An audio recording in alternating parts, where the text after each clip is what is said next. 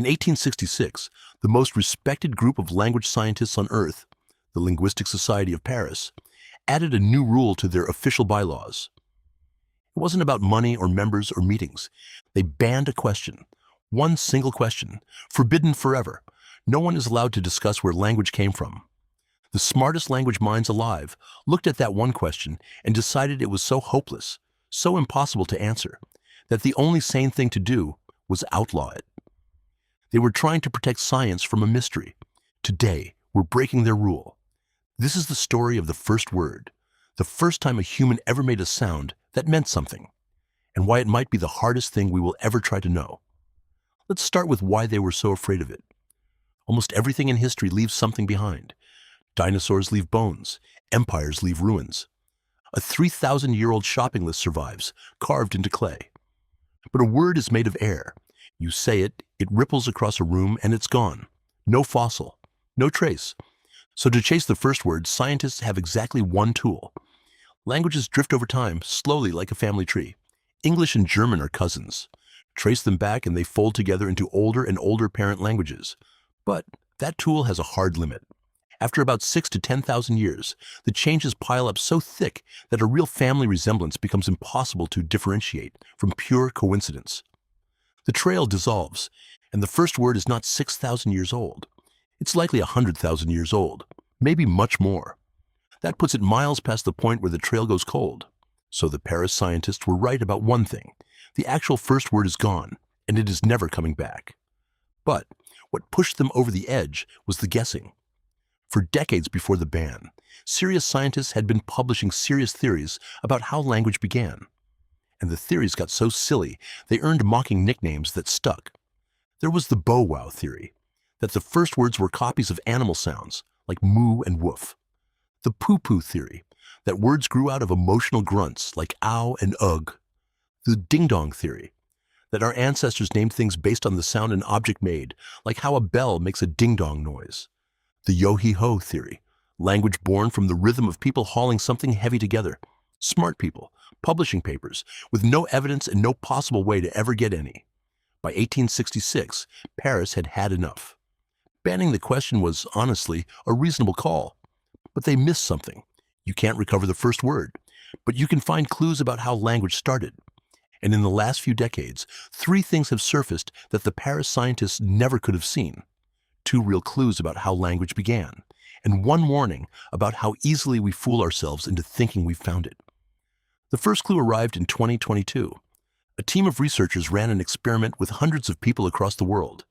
They handed them a long list of ideas: sleep, hunt, far away, and asked them to get each one across to a stranger, half the time using only sounds, the other half using only their hands.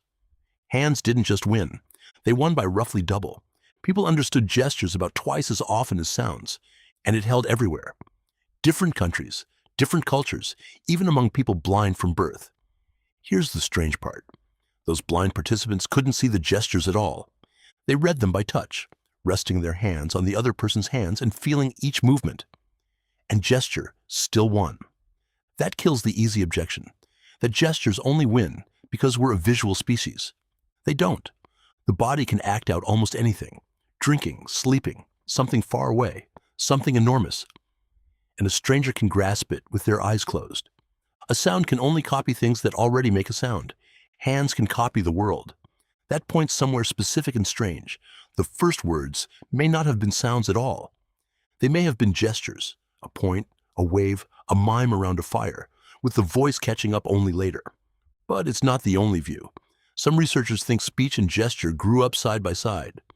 Our very first conversations may have looked less like talking and more like charades.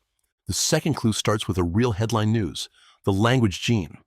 In 2001, scientists found a gene called FOXP2. Break it, and a person struggles badly to speak. The headlines wrote themselves. Scientists had found the language gene, the switch that made humans talk. Mystery solved. Then it collapsed. When researchers read the DNA of Neanderthals, our extinct cousins gone for 40,000 years, they found the exact same version of FOXP2. If Neanderthals carried the so-called language gene too, it could not be the thing that made us, Homo sapiens, talk. A 2018 study went further and showed the original evidence for a recent language gene was a statistical mistake. Back in 2002, the human FOXP2 looked freshly polished by evolution, just what you'd expect from a gene that had recently switched on speech. But that signal was a mirage.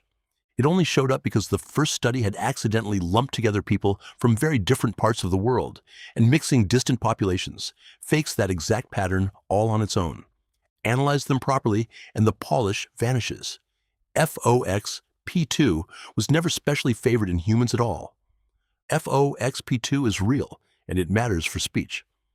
But it is not the gene that gave us language. That's a myth.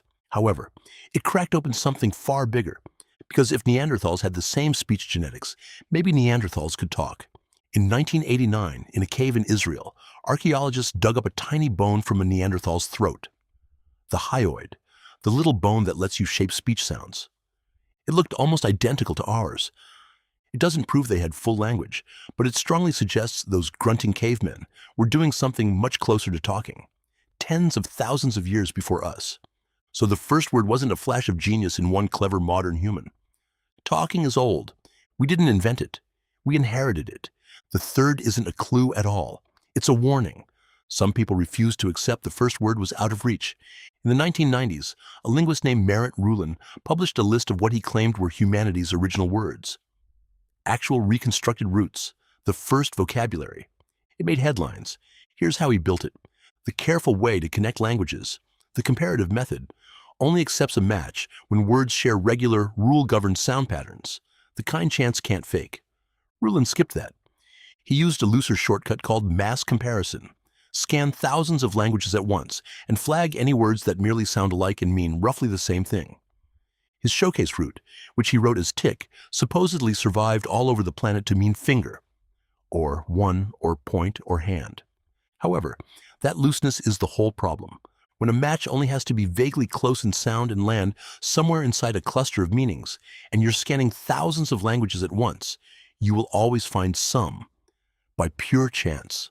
There are only so many simple syllables a human mouth can make, so tiny words like tick or mama collide in languages that never met.